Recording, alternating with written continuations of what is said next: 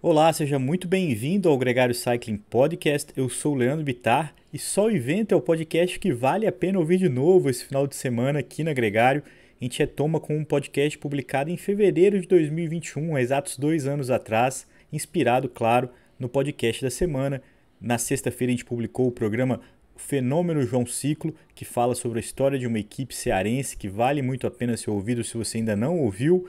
E agora a gente aborda um pouco da temática nordestina também, já que a gente convidou ciclistas daquela região, do Rio Grande do Norte e do Piauí, para falar de uma característica que vale para todo mundo, que é pedalar com sol e com vento. Por lá são duas condições muito comuns, muito recorrentes e eles sabem bem sobre o assunto. Esse programa, como eu falei, foi gravado há 2 anos atrás e conta um pouquinho da nossa história, dá para ver como é que a gente era diferente naquela época, incluindo também o fato de a gente não usar a nossa música tema, a gente usava sempre uma música a cada final de semana, e é isso que você escuta a partir de agora, Sol e Vento.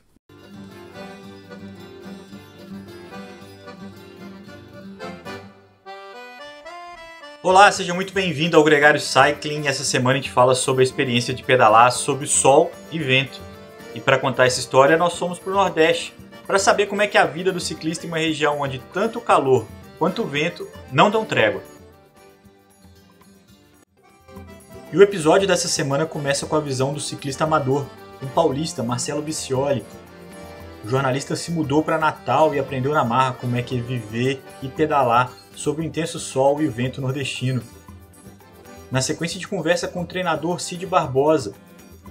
Ele é um triatleta consagrado tanto na elite quanto no amador e hoje prepara seus atletas para competir em qualquer parte do mundo.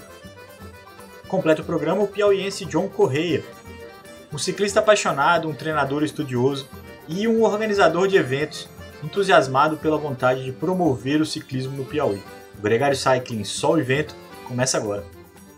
Marcelo, muito bem-vindo ao Gregário Cycling, é um prazer ter você aqui com a gente. Obrigado, Leandro. Prazer enorme para mim também. Muito legal poder estar do lado de cá e falar com vocês. Marcelo, acho que antes da gente entrar no programa, uma menção importante de que você fez uma crítica construtiva quando a gente publicou o Ciclovia. Dessa conversa que a gente teve, surgiu a intenção e a atenção de fazer um programa sobre a tua experiência atual, que é ser um paulista morando em Natal, no Rio Grande do Norte. Mesmo sendo paulista e adorando o São Paulo, eu não pude deixar de dar uma alfinetadinha, vamos dizer assim. Pois é, a ciclovia do Rio Pinheiros é ainda coisa muito curiosa, né? Para quem, mesmo como você que é daqui e foi embora, quanto para quem é daqui, como um ponto de treinamento, né? Ainda parece uma coisa um pouco diferente. Mas e o programa você gostou? O que você achou? Adorei, achei muito legal, principalmente pelo fato desse olhar de começar a transformar um lugar onde a gente tem um espaço para pedalar no parque, né? Quer dizer, acho que é o sonho de qualquer ciclista, amador ou profissional, em treinamento ou apenas usando aquela parte da ciclovia como locomoção, é poder ter um lugar estruturado e preparado para receber a gente e as nossas bicicletas. A nossa expectativa de um ouvinte da ciclovia do Rio Pinheiros é que quando você volte aqui, você tenha vontade de pedalar lá. Acho que essa seria uma missão bem cumprida da nossa edição do podcast. Agora, com certeza. Falando um pouco mais sobre você, conta pra gente como é a sua relação com a bicicleta, como é que começou, o que a bicicleta representa para você. É curioso, assim, porque ela começa com um tombo, né? Quando eu olho para trás, eu sempre fui um cara grande, eu tenho 1,85, peso relativamente bem, 92 quilos, e parece que sempre foi assim, porque eu tinha na minha calorzinha Fórmula, com 6 anos de idade, e minha mãe falou, não vai sair, era tipo 5 horas da tarde, 5 e meia, seu pai vai chegar e quer todo mundo de banho tomado no sofá. Eu falei, pô, não, né? Peguei minha. Aí começa a história com o vento, né? Sempre tem o vento na cara, sensação de liberdade. Aí peguei a bicicletinha lá, Fórmula, Calóizinha Fórmula. Minha rua era em declive. Eu saí pedalando muito rápido, fiz uma curva. Na volta, eu fui desviar de umas pessoas que estavam na calçada e bati no poste. Então aí começa a minha relação com a bicicleta, lá atrás, né? A segunda história relacionada à bicicleta é também, acho que a Calói está presente na nossa vida, né? E a historinha do bilhetinho. Meu papai, eu quero minha Calói, mamãe, eu quero minha Calói. Eu enchi minha casa de bilhetes esperando uma Calói Cross. Só que veio uma BMX da Monarch. Mas tudo bem, né? A relação peso-potência já começa ali, né? porque a BMX era muito mais pesada do que a Caloi Cross. Quer dizer, os colegas que tinham Caloi Cross e eram mais estatura mais baixa, enfim, sempre estavam na minha frente, né? Independente do vento. Eu ainda não imaginava que o vento ia interferir tanto na minha vida. Mas, enfim, foi mais ou menos aí. Essas duas histórias. A Caloizinha Fórmula, com o tombo, e depois o pedido da Cross, mas veio a BMX.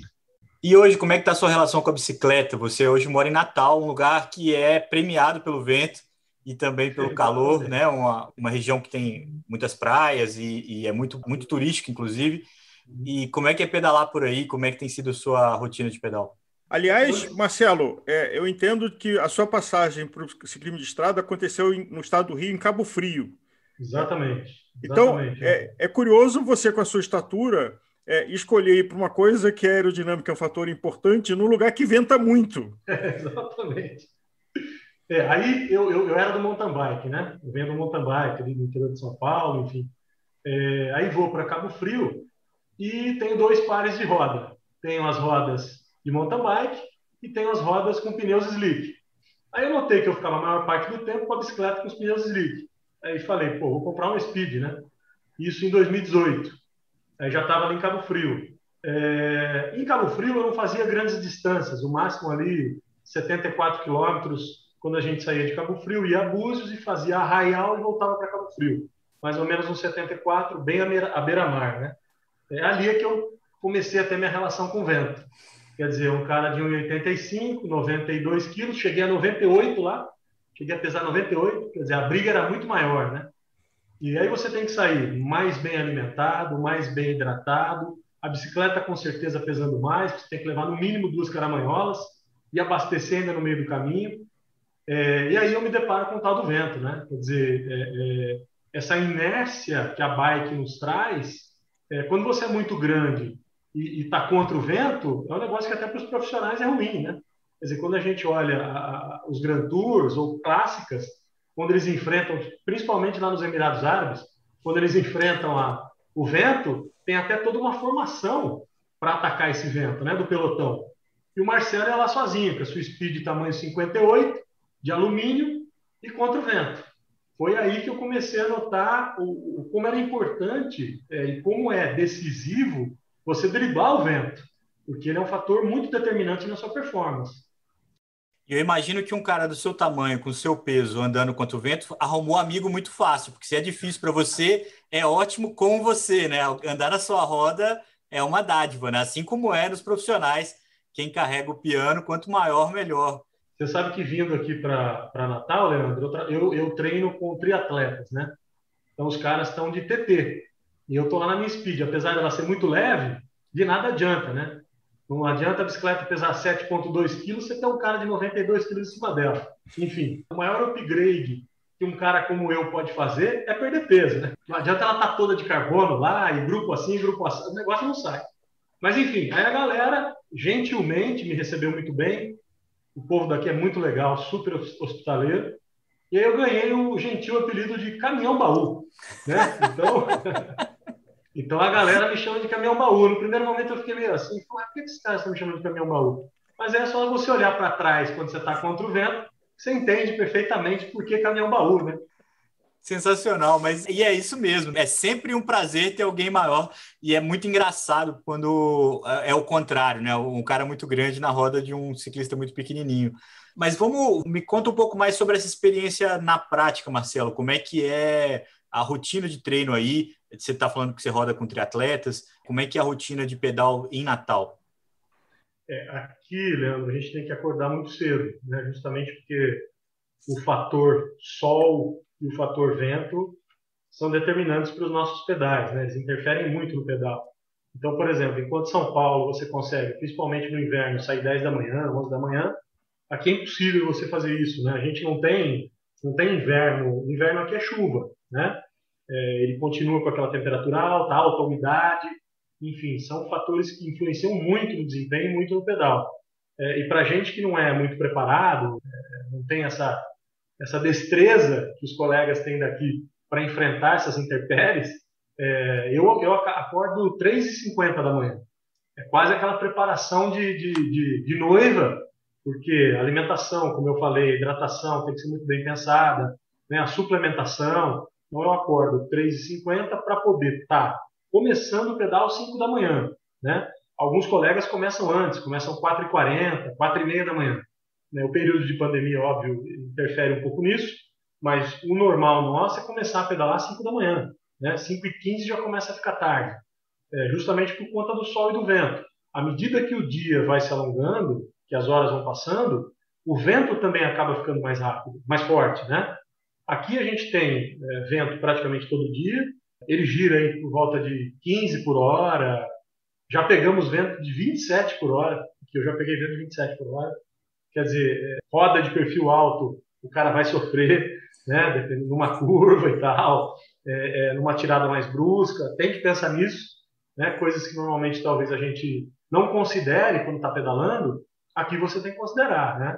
Essa questão da aerodinâmica, quando você está num vento, como em Natal, como em grande parte do litoral do Brasil, ela influencia muito, né? Normalmente você não considera muito. O que é que você pensa como ciclista? Na aerodinâmica como ganho de velocidade, sem necessariamente pensar no quanto isso vai interferir se você pegar um vento muito forte, né? Estou dizendo para mim, que sou do interior de São Paulo, enfim, a gente não considera muito isso lá, né? Você talvez pense no frio, o frio é uma coisa que atrapalha muito, os pavês que a gente não tem, eu botaria o vento como o terceiro aí, que mais influencia na pedalada. Ô Marcelo, mas deixa eu te fazer uma pergunta. É muito diferente? É muito maior? Porque é assustador ouvir falar assim, do quanto que o vento interfere em ter pedalado aí, por exemplo, ou numa cidade litorânea como a do Nordeste. A proporção é muito diferente. Eu sinto, sabe, Leandro? Talvez por conta do meu peso, do meu tamanho, eu sinto mais, né? Eu sofro um pouco mais. Eu diria para você que psicologicamente me abala o vento. Quer dizer, a gente treina aqui num lugar que chama Rota do Sol, que é uma via de mais ou menos 5,5 km, rodando ida e volta. Seria um critério, vai? Um circuito quase, né? Ali você tem, quando você vai, o pessoal daqui sabe mais ou menos o que eu estou dizendo, e ali é muito plano, então a gente ali é que faz os nossos treinos intervalados e tal. O vento interfere, para mim interfere, né? Psicologicamente ele interfere no meu desempenho, isso eu percebi. É diferente. São Paulo você pega ali, meses de agosto, setembro é quando a gente mais tem vento, principalmente ali no interior e tal. Aqui esse vento é constante, claro que ele tem também mais força nesses meses, mas talvez relacionado ao meu tamanho, ao meu peso, haja assim essa surpresa de, para mim foi difícil, né? Para mim ainda é difícil. Claro, os colegas falam também. O vento está aí, você escolheu um esporte outdoor, né? Ou senão você vai pro rolo, né? Agora, a vela, né? Jeito. Com o seu porte, os lugares que você morou, talvez a vela fosse a melhor opção. Né? Com certeza. Com certeza, Álvaro. Eu gosto até de atismo, então acho muito legal, mas a bike acabou fisgando o coração. Agora, Marcelo, o vento atrapalha indo, mas ajuda voltando. Né? Demais, demais. A parte da volta é sensacional, né? Quando a gente vira e começa a voltar, é fantástico, porque aqui você tem o vento mais ou menos de sudeste, sul-sudeste.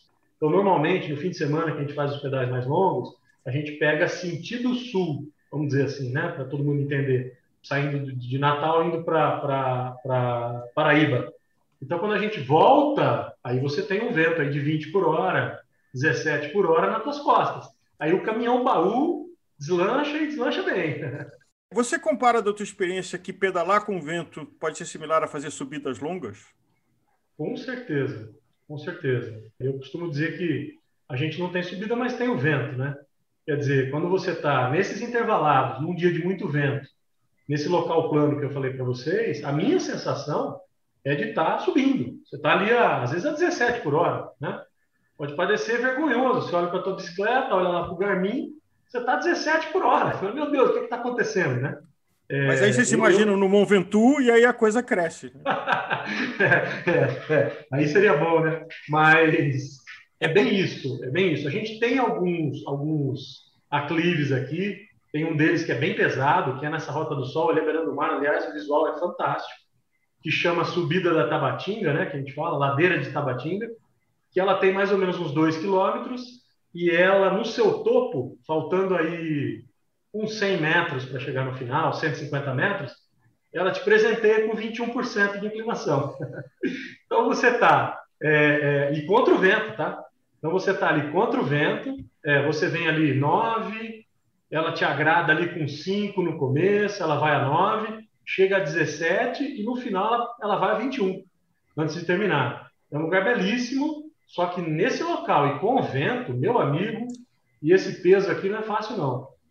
Agora, a percepção de treino deve ser complicada, né, Marcelo? Porque em alguns momentos, com o vento a favor, parece muito fácil, parece que você está muito forte, e em alguns outros, com o vento contra, parece que você está muito fraco. Igual você falou aí de estar 17 por hora.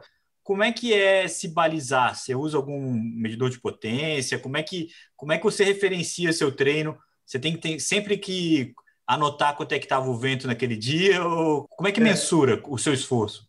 O que eu faço, Leandro? Eu sempre usei a frequência cardíaca, né? Então, quer dizer, quando você está ali num Z2 para Z3, com alguns tiros, eu posso estar 17 por hora, mas minha frequência pode estar lá em cima, né? Justamente por estar contra o vento. Então, de uma certa forma, eu acho que acaba nesse aspecto da elevação de frequência cardíaca em treinos intervalados, aí falando por mim, a experiência do amador, acaba ajudando, né? Porque você tem a resistência do vento e de repente você precisa fazer um tiro de Z5, 15 segundos, enfim. Tendo a resistência do vento, a sua frequência necessariamente vai subir um pouco mais, mas você talvez faça mais força, né? Eu acho que a resposta no contra o vento para esses intervalados é interessante. Marcelo, o outro fator, do sol de Jaú para o sol de Cabo Frio para o sol de Natal. Dá para a gente entender, quem nunca esteve pedalando no sol de Natal do Rio Grande do Norte, que é diferente do sol de Búzios do estado do Rio de Janeiro? Eu acho que é diferente. O que eu percebo, né?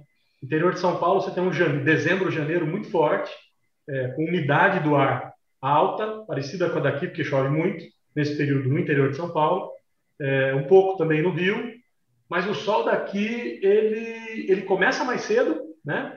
Até pela localização geográfica que o estado está, a gente está mais próximo da linha do Equador, enfim. Quer dizer, em alguns períodos do ano, como janeiro, dezembro, antes das 5 da manhã você já tem sol. E esse sol é muito forte. 8 da manhã aqui é um sol de meio-dia, talvez, no interior de São Paulo. Né? É um sol muito forte.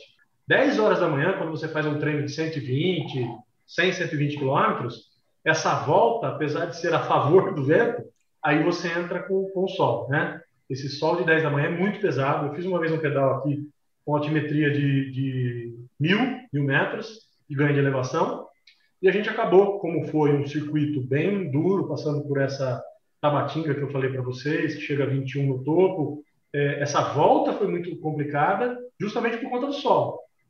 Eu percebo um desgaste físico muito grande, mesmo hidratando, mesmo suplementando, parando para reabastecer as caramanholas, mesmo assim eu cheguei quebrado nesse dia. Por quê? Muito pelo sol, né? O esforço de um ganho de elevação alto, que a gente não está acostumado a fazer aqui, associado ao sol, que é muito forte, né? Aqui, 4 horas da tarde, você já tem um sol muito tranquilo, né? Ao passo que no interior de São Paulo, no sudeste, o sol ainda é forte às 4 da tarde. Então, como é que eu posso esclarecer melhor? Como você puxar um pouquinho o sol para antes, para mais cedo, né? Ele começa mais cedo, ele é forte mais cedo e ele vai diminuindo ao longo do dia. Marcelo, o que mudou na tua estratégia de alimentação para ajustar por esse fator de intensidade constante do vento e o sol desidratando? Eu eu como menos antes de sair, é uma alimentação bem basiquinha, até para não ficar mais pesado, né? Mas enfim, eu procuro comer menos, levo uma suplementação à base de hidroeletrolítico, né? Nas caramanholas, e a gente sempre na volta faz uma pausa para poder reabastecer de líquido, principalmente, né? As caramanholas. Eu sinto que sol associado a vento, aí você acaba levando a sua frequência cardíaca. Com certeza você tá se desgastando mais, né? Você está fazendo mais força, claro, principalmente quando vai. Então, o que eu noto? A caramanhola de 500 ml já não é suficiente. É legal você ter, eu pelo menos prefiro duas de 750 para poder sair bem abastecido e para não faltar água, porque você acaba ingerindo mais líquido pelo sol e também pelo vento ligado ao esforço. Gel, com certeza, a cada meia hora. Mas antes, por exemplo, no Rio, no interior de São Paulo, eu usava uma caramanhola. Às vezes fazia pedal de 70, 65 com uma caramanhola de 500. Não sentia necessidade de mais. Aqui já não. Aqui eu acho que a hidratação ela é super importante, né? E principalmente não só a água. Acho que ela tem que estar associada a um repositor, porque como você sua mais, enfim, a linha de esforço é mais alta, é maior, você tem que necessariamente ter um repositor. E da sua chegada em Natal, quando você ainda não conhecia, não tinha sido devidamente apresentado ao sol e o vento, alguma história que te ensinou uma lição? Eu conheci a roda, né? Eu cheguei e falei, opa, ficar aqui atrás é maravilhoso. Eu saí a primeira vez com um grupo, a gente estava mais ou menos em uns 7, 8, e ainda com a minha bikezinha de alumínio. Bikezinha não, né? 58 não dá para chamar de bikezinha. Mas aí eu percebi o quanto isso interferia na pedalada. Eu não estava muito bem preparado, eu estava parado há mais ou menos 3 meses entre essa mudança Rio para o Nordeste, então eu estava parado e eu senti muito, né? Foi mais ou menos no período de setembro, que é quando o vento está no topo, né? Ele tá o maior cartão de visitas e eu senti essa sensação, foi pesado, né? E descobri a roda. Falei, opa, que é um lugar interessante para se pedalar. E faço isso até hoje, apesar de ser grande, eu puxo pouco, viu? Eu prefiro ficar atrás na ida e na frente na volta. Marcelo, você já teve a oportunidade de pedalar no Sudeste, depois que você se mudou para o Nordeste? Sim, E um sim, sim. lugar com menos sol e menos vento, e aí tem esse contraste? O que acontece? Quando eu vou para o Sudeste e levo a bike, normalmente é no fim do ano, quando eu posso ficar mais tempo, né? Então, o fim do ano, a gente sabe que o interior de São Paulo é muito quente. Mas o que eu noto? Que eu consigo, quando vou para o interior de São Paulo no fim do ano, eu consigo sair, por exemplo, 8:30 da manhã, 9 da manhã, coisa que talvez não consigo fazer aqui. Independente de estar em férias ou não, ter mais tempo ou não, aqui no sábado você tem que sair 5:15, né, no máximo. E quando eu estou no interior de São Paulo, não, você consegue. É suportável, né? Eu noto que é suportável você já sair até 10 horas da manhã para pedalar no interior de São Paulo, mesmo dezembro, janeiro, que a gente considera muito quente, muito úmido, enfim. E sempre tem uma chuva para refrescar, né, no interior de São Paulo. Então, eu percebi, sim, esse contraste, Álvaro. Dá para sair mais tarde. Parece que o sol está um pouquinho mais distante. Ele queima, mas não queima tanto quanto aqui. O Marcelo, você falou muito da sua rotina de treino e tudo mais. Qual que é a sua motivação de treino? O que te faz sair de casa todo dia para pedalar? Com certeza, Leandro. Primeiro, acho que é a paixão, né, pelo ciclismo. É um esporte sensacional. Até hoje a gente estava voltando e eu encontrei um ciclista de 68 anos, né? Então, quer dizer, ia ali super forte, estava pedalando a 38,40 contra o vento. Ele estava a 38,40 e ele falou isso pra gente, né? Falou, pô, vocês com certeza vão chegar na minha idade ainda melhores do que eu. Então, o que fica, né? É um esporte que te proporciona, como você tem uma máquina tão fantástica, tão simples e tão fantástica ao mesmo tempo, né?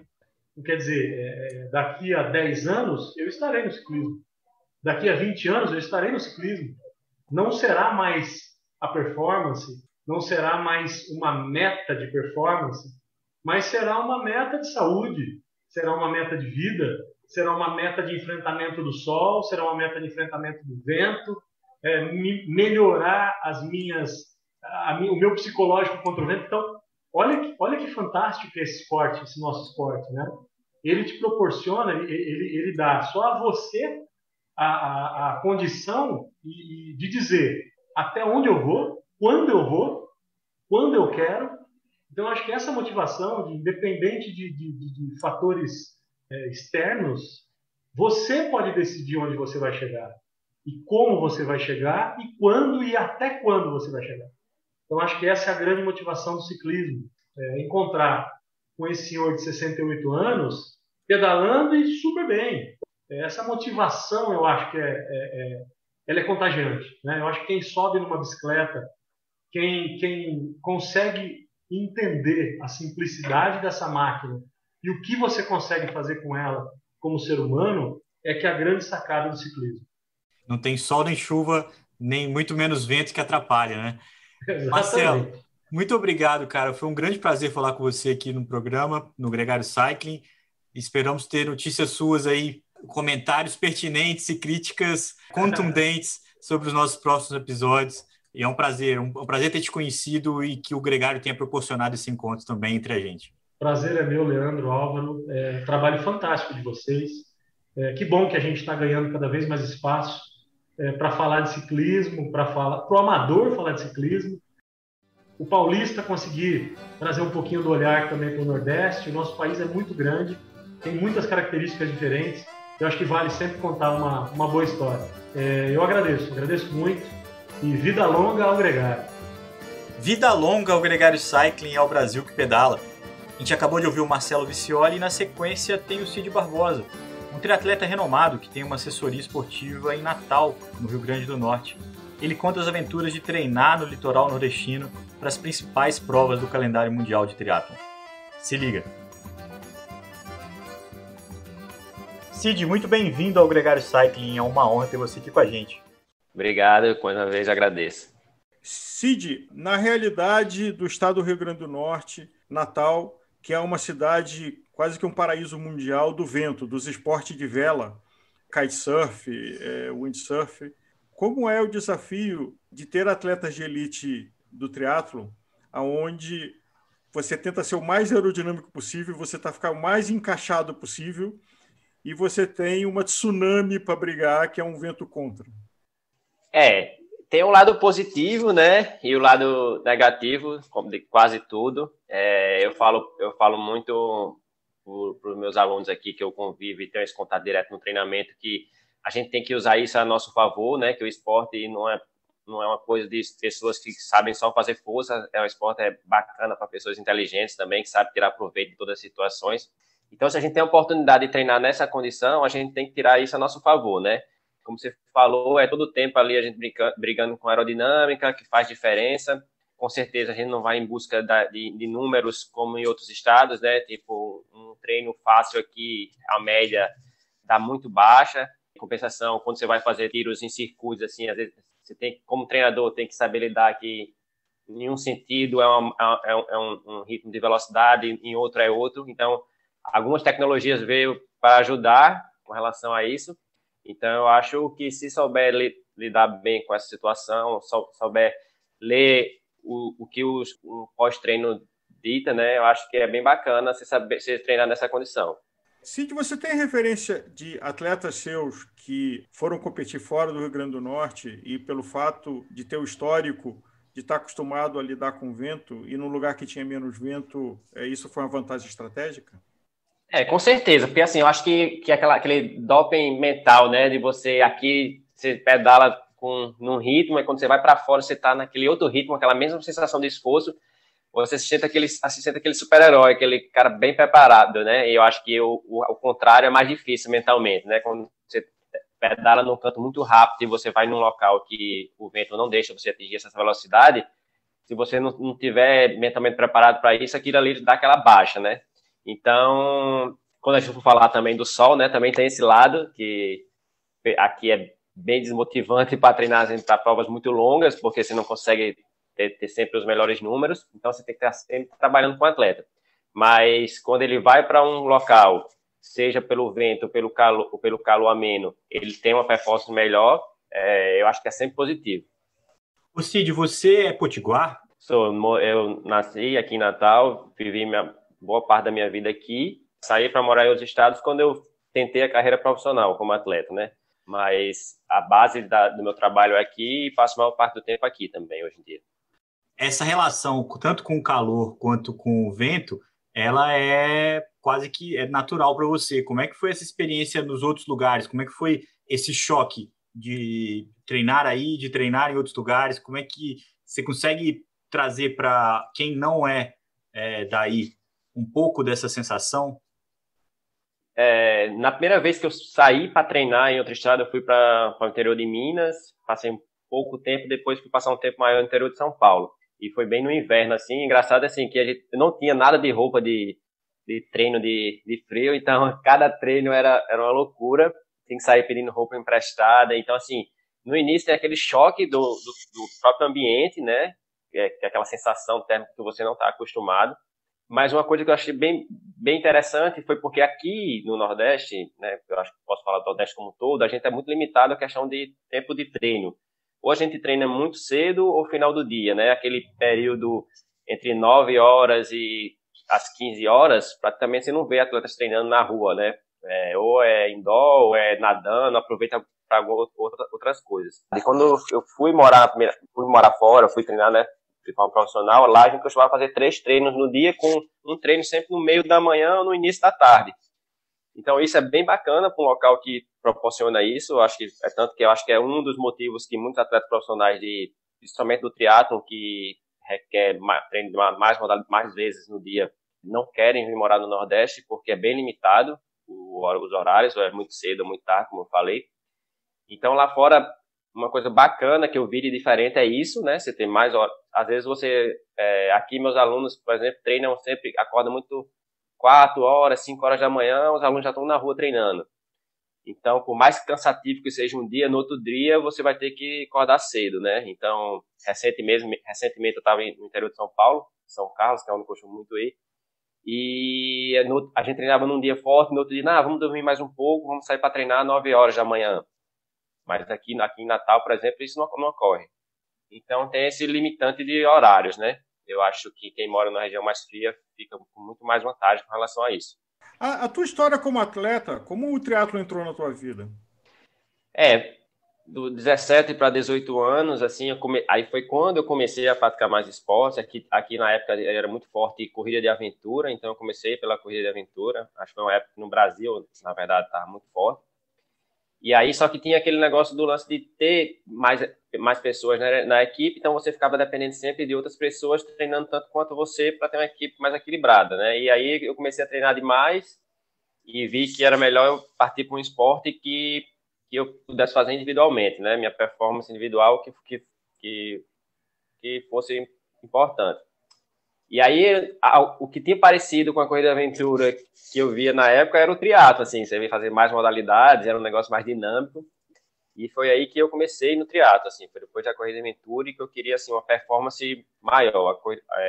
A corrida de aventura era um negócio para mim na época, assim, um negócio muito mais por diversão, por desafios, assim, mas aí chegou uma hora que eu queria mais performance, aí que começou o triatlo. Agora, e como foi a jornada? Hoje a CB Esportes, a sua empresa, é uma referência no Nordeste, como quem quer treinar alta performance e alcançar índices importantes. Como é que foi essa construção?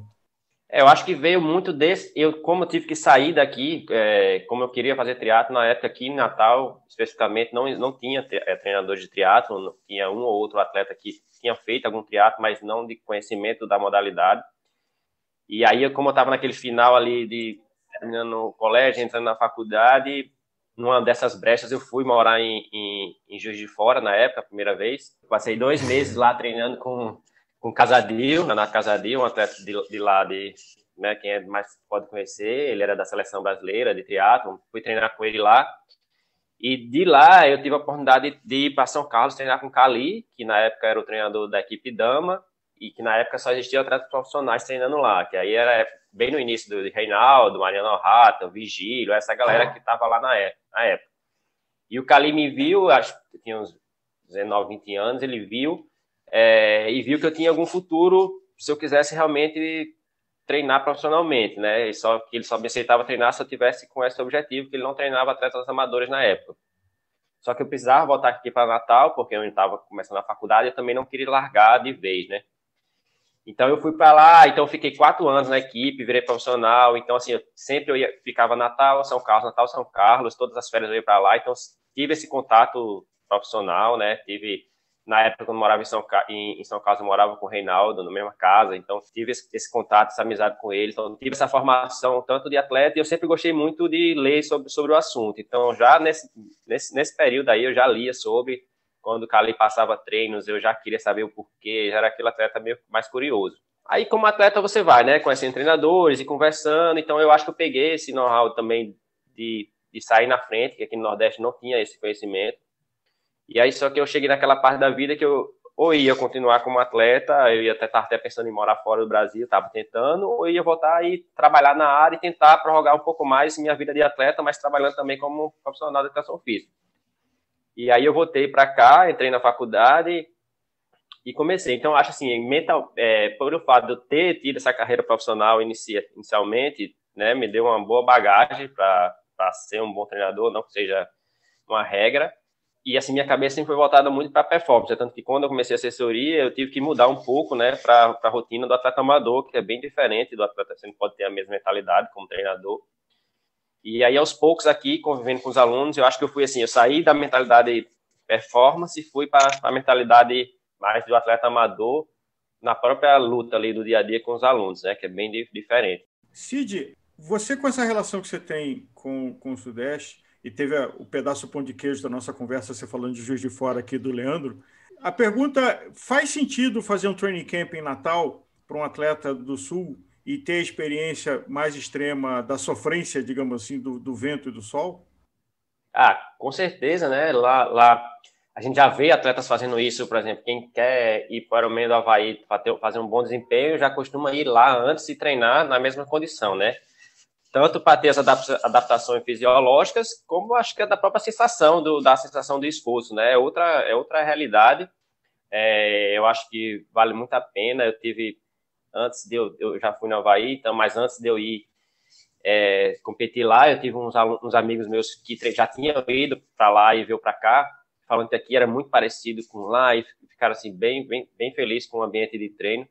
Então, vale a pena porque você tem outras sensações. Então, o professor fala, às vezes quando eu vou competir numa região quente, aí, não, para você é tranquilo. Não é tranquilo para ninguém, né? Mas eu acho que a partir do momento que você já teve essa experiência, você sabe lidar melhor com ela, né? Assim, se você não vier com tempo para ter as adaptações fisiológicas, mas pelo menos a sensação do que o calor e o vento te dá, eu acho bem bacana, porque quando você for passar por isso numa competição importante, você vai ter tido essa vivência e vai saber lidar muito melhor com a situação. Eu imagino que os atletas que treinam com você, ou quem pedala no Nordeste, deve ter uma posição aerodinâmica muito limpa, né? Para tentar ficar o mais encolhido possível e lidar com esse fator Não é um túnel de vento, é uma praia de vento. Exatamente. Tanto que aqui eu trabalho bastante com meus alunos, apesar de aquele vício de todo atleta que treina em grupo querer treinar sempre junto, né, um do outro. Então, é um treino quando eles treinam em grupo e um treino quando eu separo eles treinam individualmente, né? Porque aí ele pega o vento de cara e aí sim ele vai saber se a bike dele está numa boa posição, né? Se ele está conseguindo colocar aquela força constante por um período maior. Porque aí quando o vento bate, realmente é você contra o vento e você tem que saber lidar bem com isso, né? Então, aqui, igual como você tem uma mountain bike e você não sabe lidar, não sabe se o pneu é bom ou ruim de curva, se você não vai para curva, né? Então, aqui ele tem aquela experiência diária de poder ver se a posição dele tá boa, se não tá. Então, a gente consegue experimentar situações de prova no dia a dia. Nesse capítulo, Cid, o assunto roda.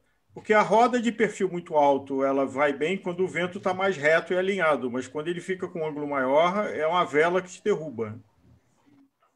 Aqui a gente, assim, boa pergunta. Agora, recentemente, teve muito aluno trocando bike, com bike por causa da mudança do freio a disco, e teve alguns alunos que já pegavam algumas bikes já vieram com as rodas, né? Já é um padrão. Hoje em dia, dificilmente você comprava uma bike para treinar já com perfil alto. Hoje em dia, as lojas já tem bastante bike assim.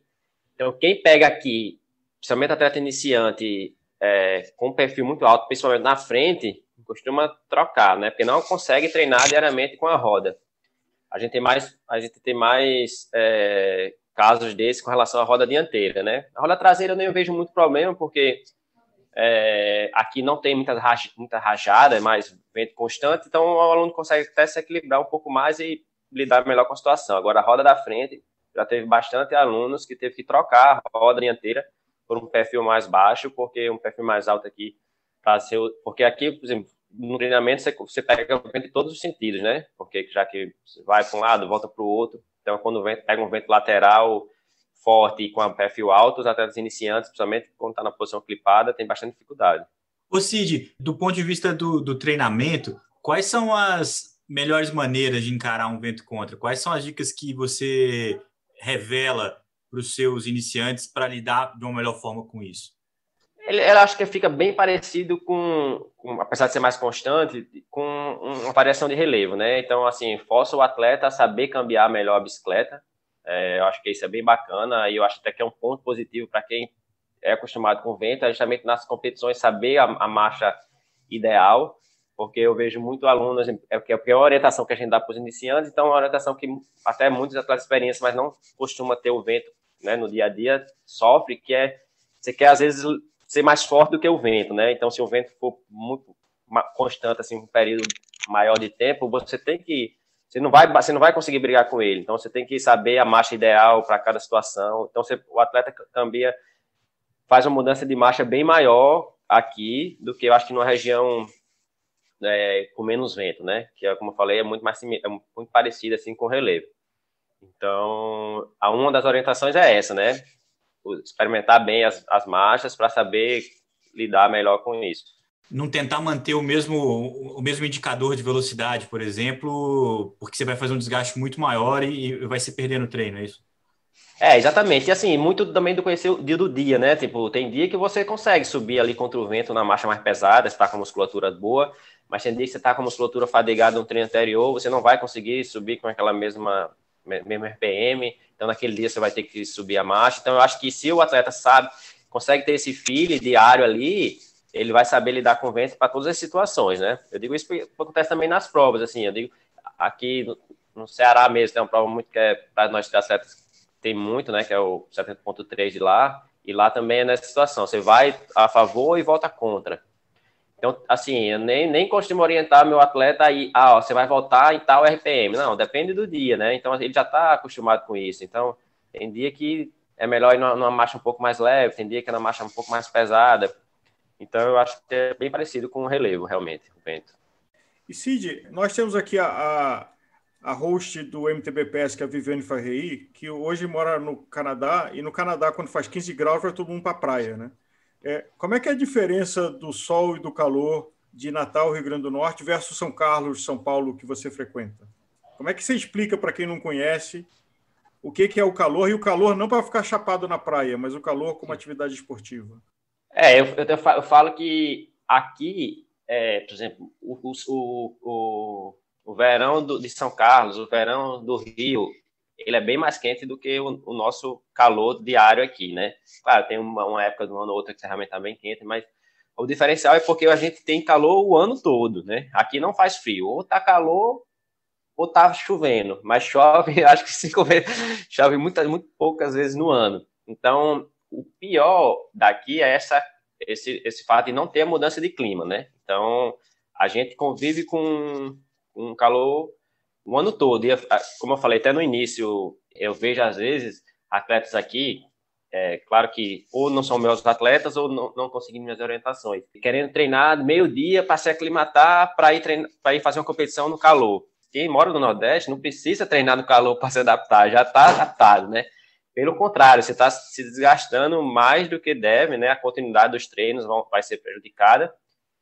Tanto que eu já convidei vários amigos meus de alta performance, tanto de triatlo como de outras modalidades, e ninguém quer vir morar no Nordeste por causa justamente disso, né? Porque a continuidade dos treinos aqui é bem desgastante, porque a gente tem o calor o ano todo, então não tem assim, você vai treinar para uma prova muito longa, um Gran Fondo ou um Ironman, por mais que você comece cedo, você vai passar muito tempo no sol, e a gente sabe que a exposição no sol prejudica bastante a recuperação. Então, a diferença é essa, você vai ter que lidar com o sol o ano todo, o volume de treino é outro.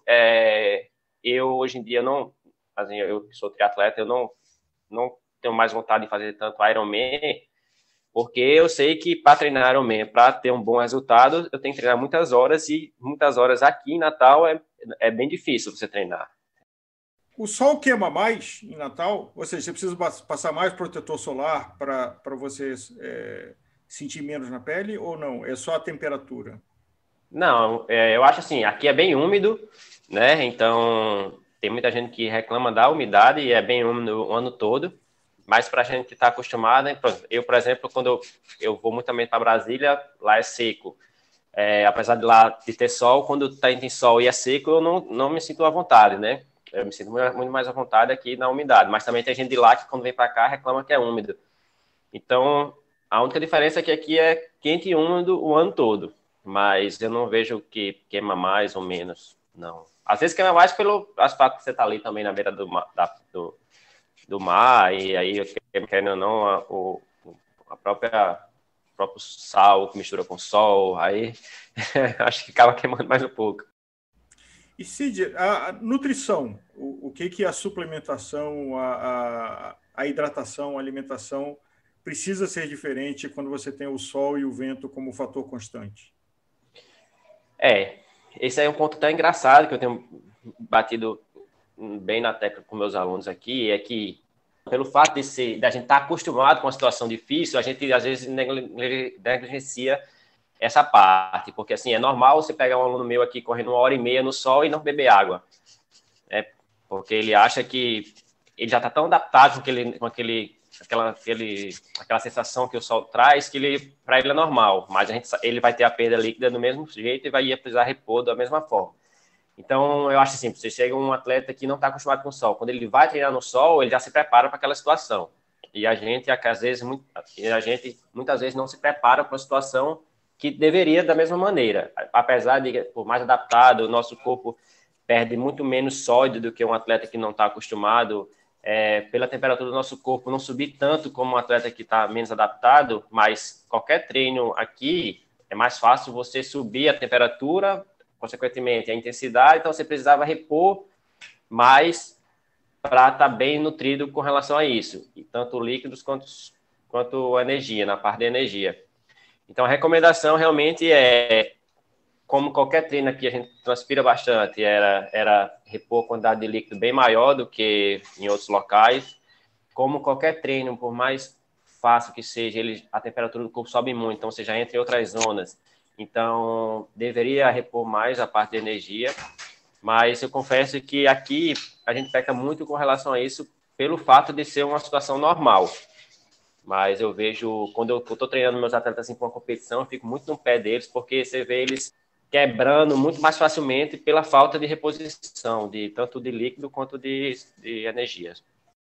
Primeiro, visite o Rio Grande do Norte, visite Natal, é um lugar maravilhoso das praias, não sei se para pedalar, de um povo absolutamente carinhoso, na melhor tradição do Nordeste, mas a ideia é, com o nosso ouvinte, dar a dimensão de que, às vezes, você olha uma fotografia e você não imagina o que é você estar ali, clipado, e tentando se defender ao máximo do vento e do calor, não deixando ele afetar a sua cabeça.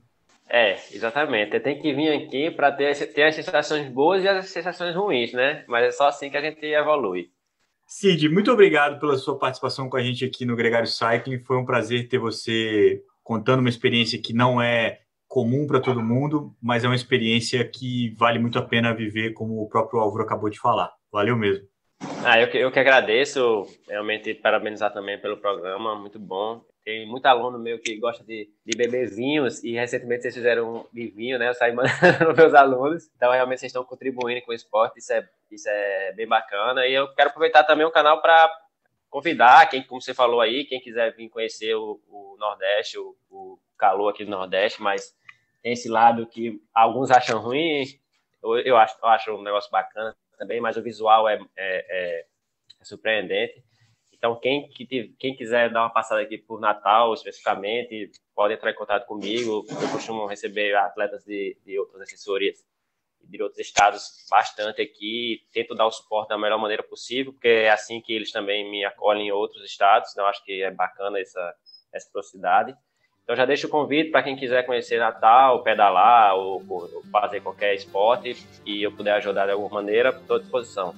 Que beleza, Cid. Eu fico muito feliz com esse convite. Agradeço em nome do Gregário e também do nosso ouvinte. Espero que a gente possa pedalar junto em breve. E a gente conversa agora com um ciclista, treinador de ciclismo, professor de educação física, grande cara e grande entusiasta do Gregário Cycling, o piauiense John Correia. Um papo memorável e que trouxe uma experiência nova pra gente. Ele é amigo do Edmilson Filho, um humorista que tá estourado aí com o filme Cine Hollywood, que gravou a vinheta que a gente usou no trailer de lançamento do programa e também gravou uma mensagem pro John. A gente começa o programa do John ouvindo o Edmilson Filho. Se liga! E não podia deixar de mandar um abraço pro meu amigo John Correia, que pense num ciclista. Esse homem, ele não é um ciclista, não. Ele faz parte da própria bicicleta. Abraço grande, meu irmão. Continue com a força. John Correia, muito bem-vindo ao Gregário Cycling. É um prazer inenarrável ter você aqui com a gente. Antes de a gente entrar no tema, é muito importante ressaltar isso, porque a gente está muito feliz que um cara que escuta a gente com a frequência que você escuta, que participa com as coisas que a gente posta, com a frequência que você participa, e que tem a nossa admiração aí tão grande, está conosco hoje para gravar um programa. Muito bem-vindo.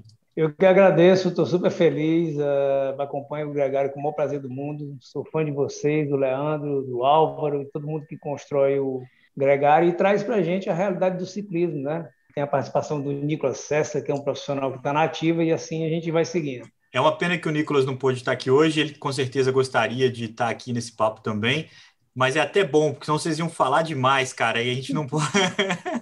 E o nosso programa tem que ter um limite, porque o nosso editor-chefe aqui, o Álvaro, botou esse formato de 20 minutos e é a nossa meta.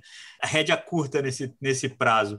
Mas, John, como você sabe muito bem, o nosso programa ele aborda sempre um tema e traz gente para falar sobre esse tema. A gente quer saber um pouco sobre você, um pouco sobre a sua história com a bicicleta, é claro, mas também já apresentando o tema da semana, que é para falar sobre o sol e o vento, coisas que aí no Piauí você vivencia diariamente. Como é que você relaciona a sua relação com a bicicleta e essas condições climáticas tão específicas de sol e vento que o Nordeste representa como poucos? Bom, a minha relação com a bicicleta ela começou cedo. Eu lembro demais que eu pedi uma bicicleta em 1978 ao meu pai, que era criança e tal. E daí em diante eu sempre pedalei. E na minha época, eu sou dos anos 70, a gente não tinha mountain bike. Todo mundo pedalava do que chama hoje speed, né? Comumente chamado, mas bicicleta de estrada. E em 81, com 10, 11 anos, eu já tinha minha bicicleta de estrada, meu irmão também, a gente se deslocava para todo canto na cidade de bicicleta. Teresina é pequena e o trânsito era bom de fazer. A gente ia para os treinos, tipo, de educação física escolar, eu praticava basquete, ia para casa dos amigos, pedalava na cidade. Então, a minha relação com a bicicleta ela começou muito cedo. E sempre com a bicicleta de estrada, né? E aqui a gente tem esse fator que é diferenciado, que você mencionou, que é o sol. O sol aqui, ele no primeiro semestre, ele é até brando, tem chuva, esse período agora a gente pega muita chuva, mas a partir do mês de julho, entrando em agosto e setembro, que a gente chama de BR-Obró, que fica entre setembro e dezembro, cara, não é normal. É uma coisa mesmo, até para a gente aqui, é diferenciado. Castiga, muda, fica seco, e nem todo mundo consegue se adaptar, não. O litoral da gente, ele é muito bacana para pedalar, né? É um litoral fantástico, tanto que o kitesurf hoje é o carro-chefe de esportes hoje no nosso litoral, e lá o vento também é forte. Período de vento lá, a galera sofre para pedalar, tem muito ciclista também lá. Então a gente tem essas duas coisas da natureza que fazem daqui um grande diferencial. Agora, John, eu sou filho de piauiense e quando eu fui ao Piauí a primeira vez, eu não vou esquecer nunca a sensação quando abriu a porta do avião e como a temperatura disparou dos 20 graus que estava lá dentro para uns 50, talvez. Como é que você fala, quando você falou brando, o que significa temperatura branda no Piauí? Agora a gente está, hoje especialmente, começou a chover cedo, eu fui para o treino, fiz um treino, choveu na estrada, a gente pegou tipo 28 graus, 30 graus. Então, para a gente, essa temperatura é agradável.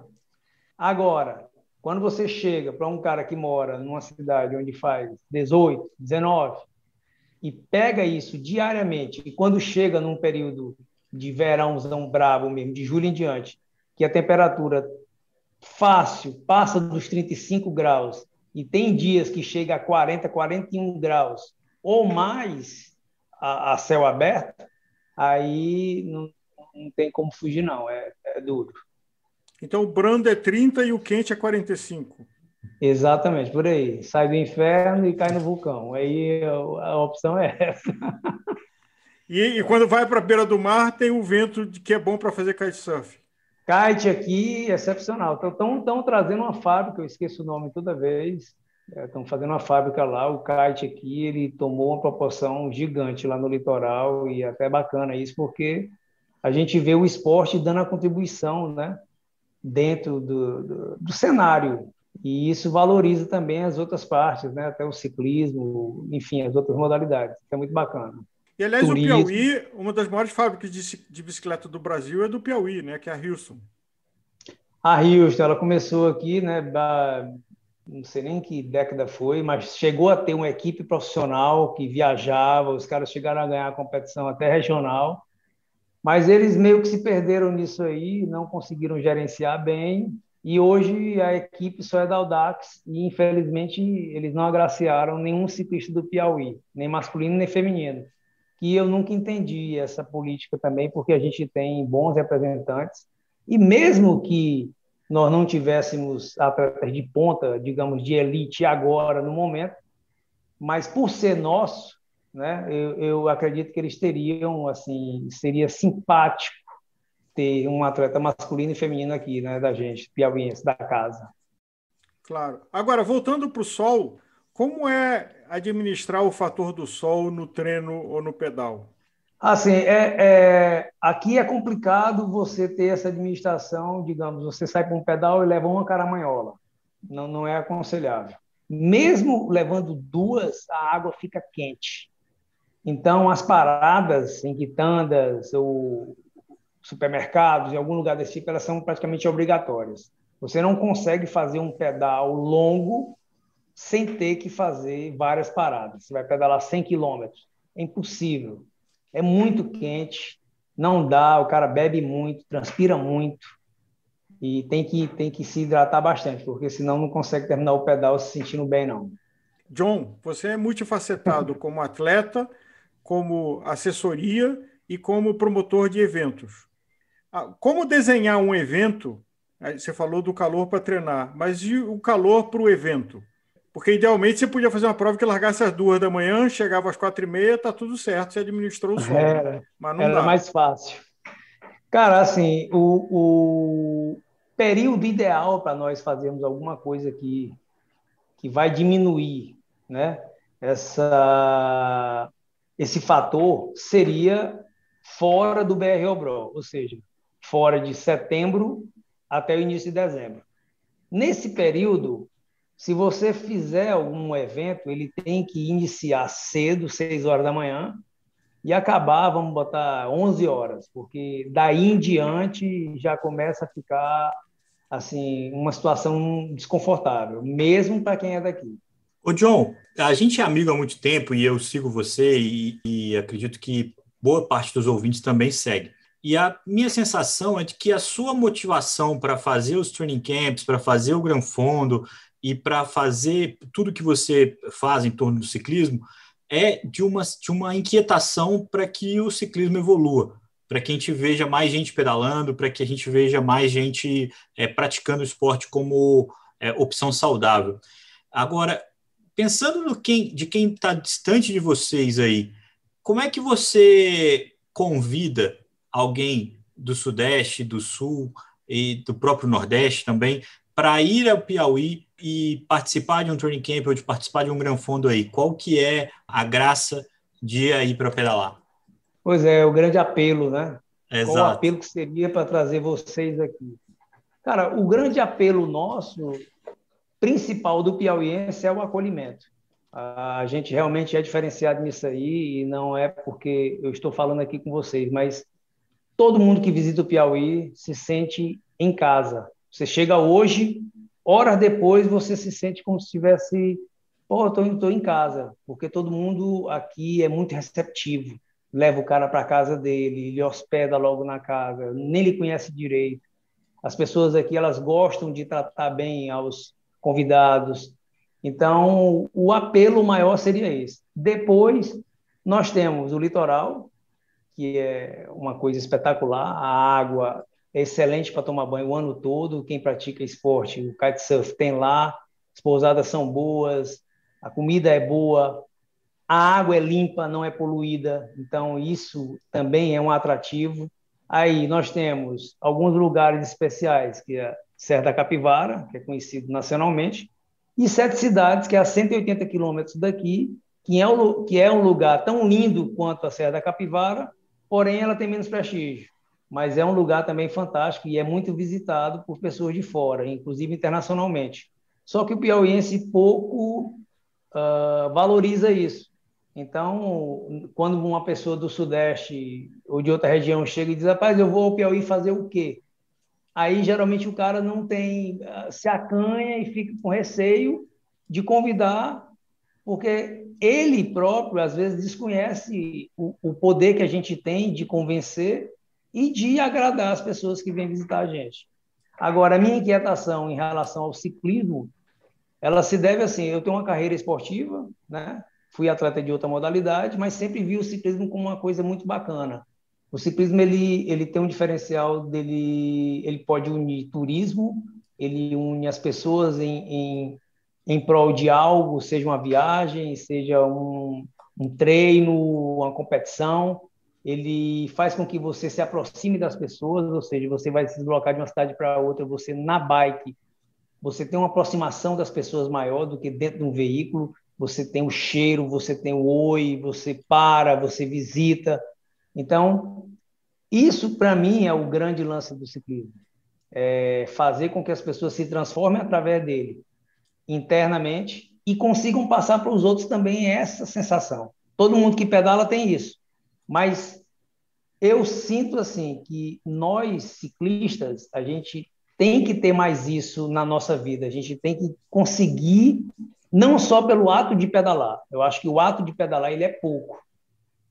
Você tem que trazer algo mais. Então, unir as coisas, turismo, viagem, família, isso é que é o legal. Por isso é que eu vejo que os granfondos eles têm sucesso, porque eles conseguem trazer tudo isso para o evento. Então, a pessoa viaja com o intuito de pedalar, mas leva a família, vai com amigos, faz turismo, enfim, isso é o bacana. E você tem para esse ano, quer dizer, você tinha programado para esse ano fazer 2 eventos, que você está agora dependendo da pandemia. Você pode falar desses 2 eventos e como é que está isso? Pois é, cara, a pandemia está mexendo com todo mundo. Nós tínhamos o Ride Serra da Cangalha, que vocês do Gregário, né, são nossos parceiros aí. E a gente está esperando para ver como é que vai acontecer isso aí, como é que vai desenrolar o mundo em termos de vacina, como é que, enfim, como é que vai acabar isso. Estava programado para 13 de junho, né? A probabilidade da gente botar para agosto é grande. Até agosto, acredito que dê para realizar. E o outro grande sonho é trazer o Cessler para fazer uma clínica aqui com a gente, né? Que isso aí está dependendo da agenda dele, mas eu acredito que se a gente sentar e organizar, vai ser um grande feito para o Estado e também para as pessoas que quiserem vir aqui dos estados vizinhos, Ceará, Pernambuco, Maranhão, que é perto, dá para vir. Acredito que vai ser uma possibilidade ímpar de você conviver com um cara que está hoje competindo ainda na ativa e tem muito o que ensinar para todo mundo, não só no ciclismo, mas de uma maneira geral, como vivenciar o esporte, como você agregar, né? Trazer pessoas para perto de você que vão lhe beneficiar, que lhe ajudam, que constroem, enfim. Eu acredito muito nisso. Ô, John, abusando do seu conhecimento dos nossos programas, além do Nicolas, quem que você convidaria para pedalar com você aí no Piauí e por quê? Um grande sonho meu que eu fico imaginando assim, uma coisa bacana, é difícil por causa das distâncias do Brasil, né? Assim, o Nordeste ele é geograficamente bem localizado no Brasil, que é mais ou menos no centro, né? Mas ao mesmo tempo ele é distante porque os acessos são ruins, as viagens são caras. Mas eu tenho um sonho assim de reunir pessoas que eu gosto e que tenho simpatia. Álvaro, você, o Nicolas. Então eu fico sempre assim viajando e sonhando em um dia, pô, vamos lá para Pedro II, que é um lugar fantástico para a gente ir pedalar, conseguir reunir essa galera que está no Twitter com a gente, vocês dois, de repente o Moina, aí o Cessler, enfim, todo mundo num dia especial. Poderia ser no Piauí, sim, mas poderia ser em outro lugar também. Eu até É isso que eu ia te imagino. perguntar. E você descer, tá nos planos? Você tem vontade de vir pedalar, conhecer o próprio Rio do Rastro, os Alpes Cariocas com seu amigo Walter, Walter pedalar Puxa é aqui uma na figura, né, cara? ciclovia? Você tem... Então, eu passei muitas férias no Rio, por incrível que pareça. Eu tinha um cunhado que era de lá, e eu viajei muitas vezes para ir lá no Rio de Janeiro, ficava ali no Lago do Machado, perto da igreja. O Rio de Janeiro é fantástico, né, cara? Para ter um Gran Fundo lá é massa, mas qualquer lugar do Brasil onde você vai com pessoas legais, ele se torna especial. As montanhas são o grande lance do ciclismo, eu adoro, embora não seja tão leve, mas eu gosto. E, assim, eu acredito que através do programa de vocês, através dessa oportunidade que vocês estão dando ao desenvolvimento do ciclismo, eu não duvido que isso vá aparecer cedo ou tarde. A gente vai promover isso aí. E a gente tem que promover, porque é uma coisa saudável, é bacana, faz bem ao ciclismo também, como esporte, como modalidade, como turismo, enfim. Eu acredito que a gente tem grandes possibilidades disso aí. E eu vou na hora, levo amigos ainda daqui. E o Raid da Serra da Cangalha? Como é que é esse evento? Como é que é o terreno e o pedal? Pois é, o Rádio Serra da Cangalha eu idealizei porque nós temos Pedro II. Pedro II ela tem um relevo que é um dos melhores relevos que tem para pedalar. Ele lembra muito Andorra. É uma viagem muito louca, mas eu falo isso direto. Por quê? Porque Pedro II, se você estiver na cidade de Pedro II e sair num raio de 1 quilômetro, ou você desce ou você sobe. E a Serra da Cangalha é uma estrada, é uma BR que segue para o Ceará, que tem aproximadamente 8 quilômetros, excelente inclinação, 9%, chega a um máximo de 15%, fantástico visual, pouco trânsito.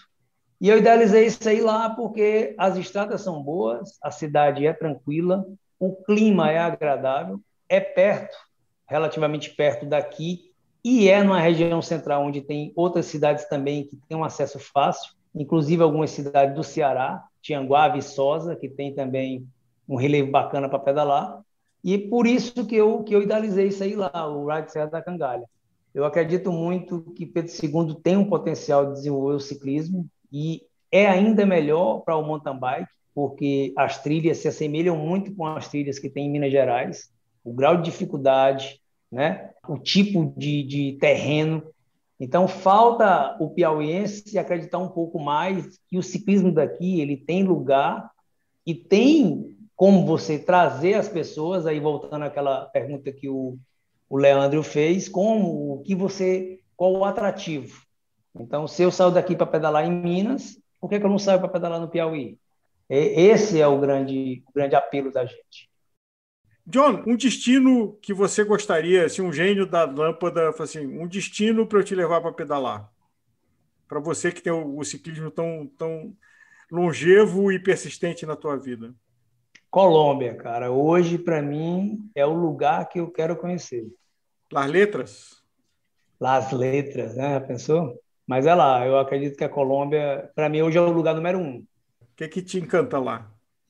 Eu simpatizo muito com a história do ciclismo colombiano, eu vejo muita semelhança com o brasileiro, mas o que me encanta lá é que eles conseguiram fazer o que nós aqui estamos pelejando e a gente não conseguiu ainda fazer essa corrente, que é todo mundo que trabalha com ciclismo, todo mundo que gosta do ciclismo, que é amante do ciclismo, dar as mãos e seguir juntos. Então, na minha concepção, falta muito isso.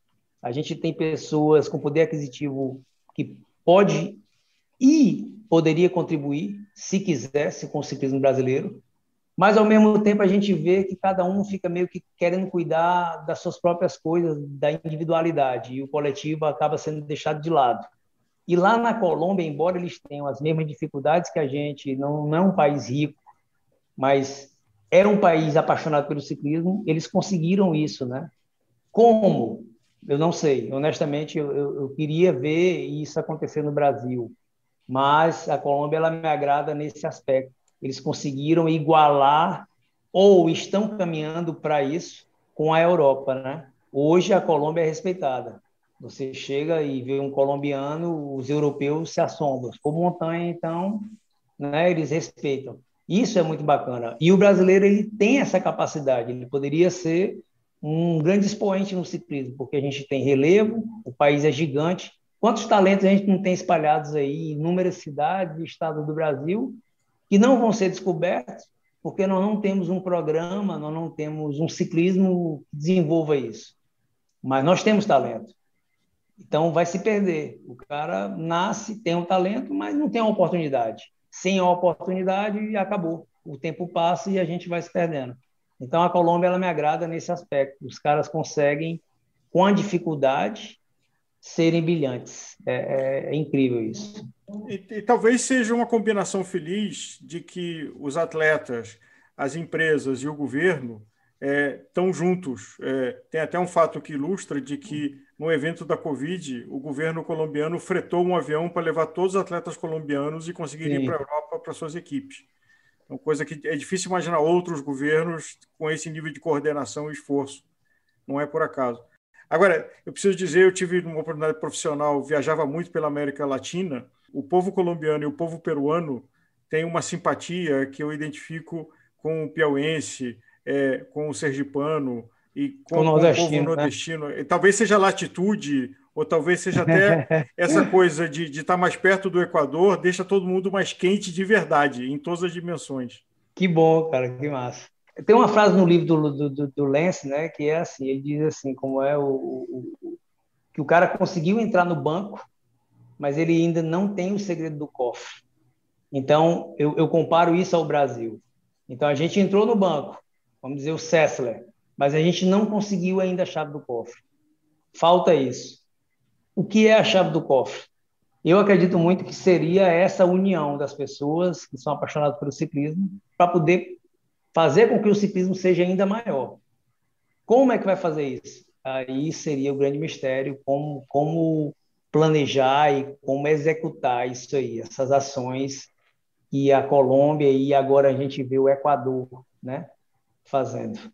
E eu acredito, John, que o movimento ele é individual, de quem vai rompendo essas barreiras, de quem vai acreditando no impossível, e que isso inclui você, inclui o seu esforço aí, e aí, de alguma forma, obrigado.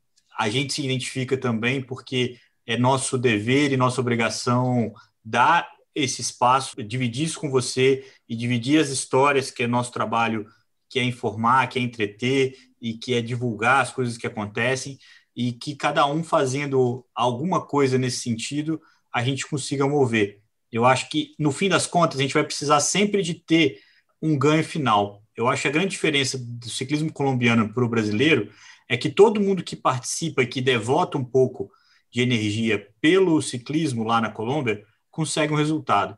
O moleque que se entrega para ser um bom ciclista, um dia ele vai ganhar dinheiro com aquilo, ou ele pode ganhar.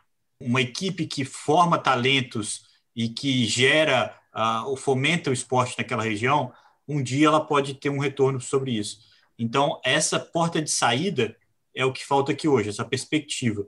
Então, a gente ainda tem que fazer uma boa parte da base, e isso inclui a gente que fala, pô, vou fazer uma prova aqui, vai ser legal pra caramba, e eu quero que quanto mais gente possa vir e entender dessa região, entender dessa cultura, vai dar valor a isso, somar coisas, né? Não é só uma prova de bicicleta. E eu acho que essa é uma mensagem muito legal que a gente conta com você hoje. Muito obrigado pela sua participação aqui com a gente num programa muito especial para a gente. A gente está muito feliz que você Eu que agradeço. Aqui hoje. Foi fantástico. Obrigado pela oportunidade. Obrigado por divulgar o Piauí. Nós temos um ciclismo aqui bacana, agradável, e espero que um dia todos possam conhecer a nossa região, os lugares, a praia, a Serra da Capivara, enfim. Sejam todos muito bem-vindos. A gente reconheça o calor, que é uma condição climática, e também o calor que é o carinho do povo piauiense, que hoje você representa aqui no Gregário Cycling. Bom, eu que agradeço a oportunidade. O Gregário Cycling ele veio para modificar um pouco o que a gente conhece sobre ciclismo e oportunizar um conhecimento maior e uma abrangência. O piauiense acompanha, a gente faz parte da família do ciclismo e espero em breve ter o Leandro, o Álvaro e o César aqui pedalando comigo. Tá bom? Abraço, obrigado. O episódio Sol e Vento chegou ao final e se você chegou até aqui com a gente, tem a chance de ganhar um kit completo da Pink Chicks. Entre agora no Instagram do Gregário Cycling. Se você ainda não segue a gente, siga já. Comente o post de lançamento desse episódio, Sol e Vento, indicando um amigo para ouvir esse programa também. Quanto mais comentários, mais amigos que você indicar, mais chance de ganhar. O sorteio vai ser realizado na quarta-feira, dia 7 de abril. Participe!